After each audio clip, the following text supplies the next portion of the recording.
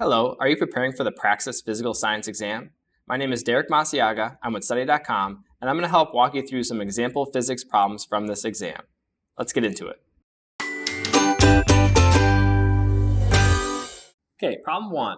Imagine a soccer ball sitting on a grass field. As you continue to watch the ball, you notice that it remains in the exact same spot. This is an example of which of Newton's laws of motion? A, Newton's first law of motion, B, Newton's second law of motion, C, Newton's third law of motion, D, acceleration. All right, so we need to really kind of focus in on what the question is telling us and what the scenario is. It says, as you continue to watch the ball, you notice that it remains in the exact same spot. And so what they're basically trying to tell you is that the ball has not moved. So which of Newton's laws kind of emulates an object that isn't moving? And so the answer here is going to be Newton's first law. And that's because Newton's first law states that an object in motion tends to stay in motion, and an object at rest tends to stay at rest. And that's the key thing here. So object at rest stays at rest. We know it's not going to be Newton's second law of motion because that states that an unbalanced force causes objects to accelerate. And then Newton's third law states that for every action, there's an equal and opposite reaction. And so that does not apply to our situation here. Okay, question 2. A boy is standing on the roof of his house. He is playing with his friend. He wants to throw the ball to his friend who is standing on the ground. He throws the ball at an angle of elevation of 30 degrees and a velocity of 8 meters per second. How long will the ball take to reach maximum height? So this would be defined as a projectile motion problem. And so some important information here. We're throwing the ball at an angle of 30 degrees and it has a velocity of 8 meters per second. And so if we were to draw this in vector form, this is what that would look like.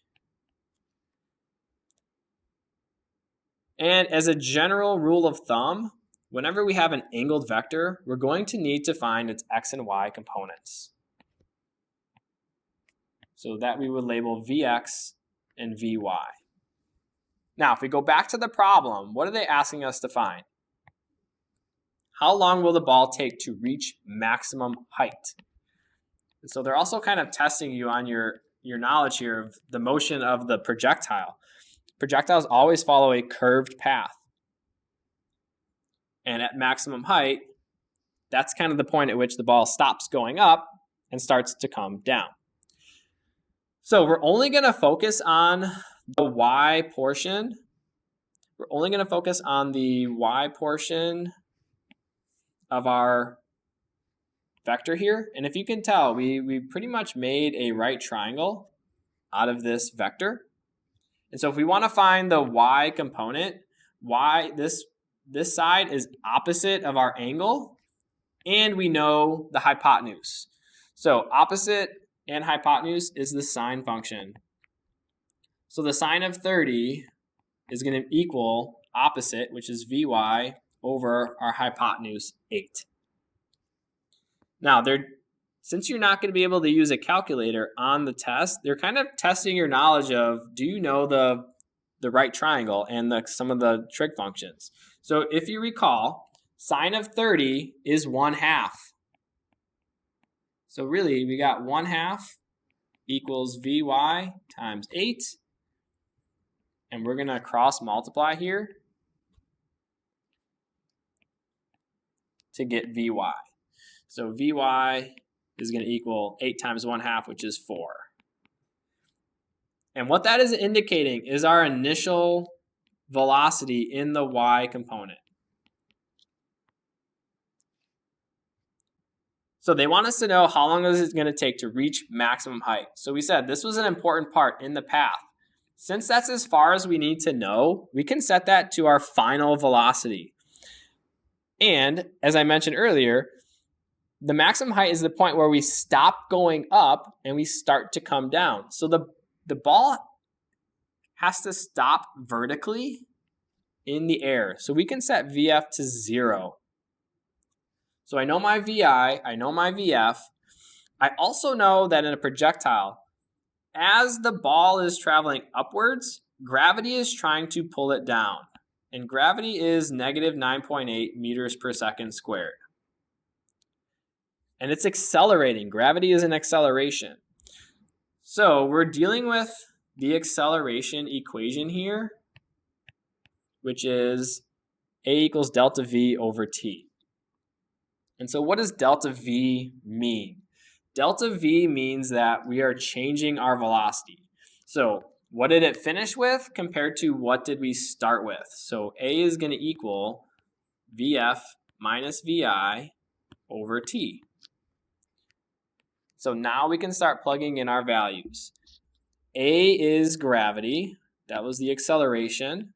It's rate of acceleration. VF was 0 minus VI, which was 4, over the time. And so if we simplify this, negative 9.8 is going to equal negative 4 divided by the time. And so once again, we're going to have to cross multiply here. So we get negative 9.8t equals negative 4. But once again, you're not going to have a calculator. So how are we going to do this calculation? Well, here's a nice little tip. We can round negative 9.8 up to negative 10, and it's going to make doing the calculation a whole lot simpler. Because if we divide by negative 10, all we're really doing is we're taking this decimal and we're moving it to the left. And so our time is going to come out to be 0.4 seconds based on our calculation. And we see that that is one of our answer choices. Answer choice B is 0.41. Okay, question 3. The slowing down of a puck in a game of air hockey is caused by which of the following? A, sliding friction, B, fluid friction, C, rolling friction, D, static friction. So they're testing our knowledge here of the different types of frictions. Now the thing that I'm focusing on here is this is a game of air hockey. And so in air hockey, the puck is basically floating on the air that is being pushed through all the little pinholes, if you can imagine an air hockey table. And so air is a fluid. So our answer is going to be answer B here, fluid friction. Because remember, in science, a fluid can either be a liquid or a gas. And in this case, the air is a gas. That is what the hockey puck is resting on, and therefore that is the friction. For A, sliding friction, that actually requires two surfaces in contact with one another that are sliding past one another. We don't have that in this case. Rolling friction would imply some sort of wheel. We don't have that. And then static friction, the word static means not moving. And so we don't have an air hockey puck that is not moving in this case. We know that it is moving. So option B is our correct answer. And then finally, question 4, using a bigger lever will have what kind of effect on twisting an object? A, it will create more torque and make it easier to rotate. B, it has no effect on the twisting motion of the object. C, the forces cancel out and it will not move. D, it will create less torque and make it harder to rotate. So this is your knowledge of rotational mechanics, specifically torque. And if you recall, the equation for torque is the radius times the force times the sine of the angle at which you're pushing that force. And so if we're using a bigger lever, what that means is we are increasing the radius of this lever.